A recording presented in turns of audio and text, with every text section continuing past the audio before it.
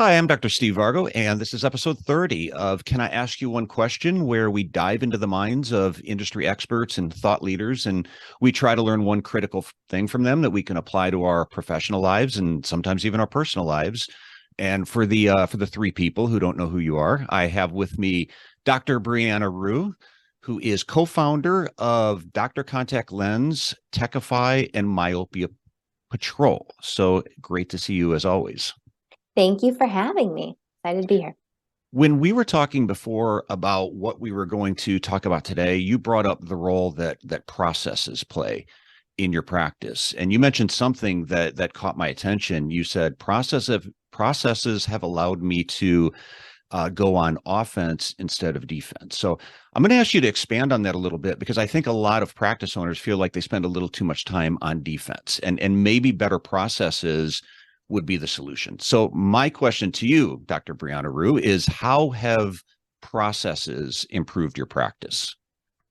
I think if you just go back in time a little bit and look even how you deal with businesses. So I'm always looking outside of optometry for inspiration. So even just, going to Chick-fil-A, they even tell you what the process is to make their chicken sandwich.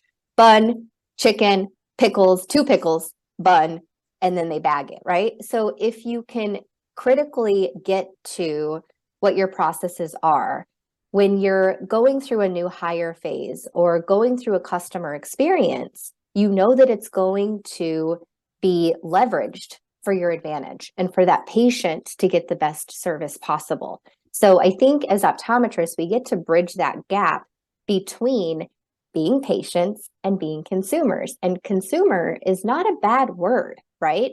But people have come to want to do processes, just like you wake up in the morning. You put in your contacts if you're a myope like me, right, to see. You wash your face, you brush your teeth, you brush your hair, put on clothes, right? And you have that process from the moment that you wake up to the moment that you walk into your office. And then when you walk into your office, what I find is, let's say I don't have a bunch of patients booked that week or that day. I start to go in and say, like, what are we doing here, right? There's got to be a better way. So people don't like doing mundane tasks. So where can you automate systems? Where is a process breaking down that you can be more customer centric and actually get your staff doing better things with their time? So that's where we really have gotten into the process of contact lens ordering, for instance, right? If you look back at it, it's a 28-step process to process a single contact lens order. That is insane, right? So where can you poke holes to better automate things, to scale your practice so you can actually see higher level patients and not work so hard? I actually love the idea that you brought up a franchise, because I mention this often as an example. Obviously, independent optometry practices are not franchises, but I think that there's a lot to be learned from that business model around consistency and around systems. It's what they do really well is basically they've taken a model and worked out all the kinks and created a lot of consistencies and a lot of efficiencies. And that's the thing that allows them to replicate that model in many cases all over the United States. The one difference in independent eye care versus like a franchise, you don't really have the flexibility if you're a manager at a Chick-fil-A to come in and start changing things around.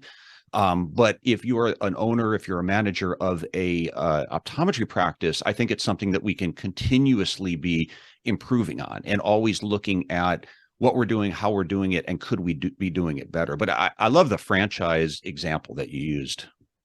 Yeah, and it doesn't have to fall on you, right? So I think as business owners, where we are optometrists, we forget that a lot of us think of us as optometrists first and a business owner second, where we are a business owner that happens to be an optometrist.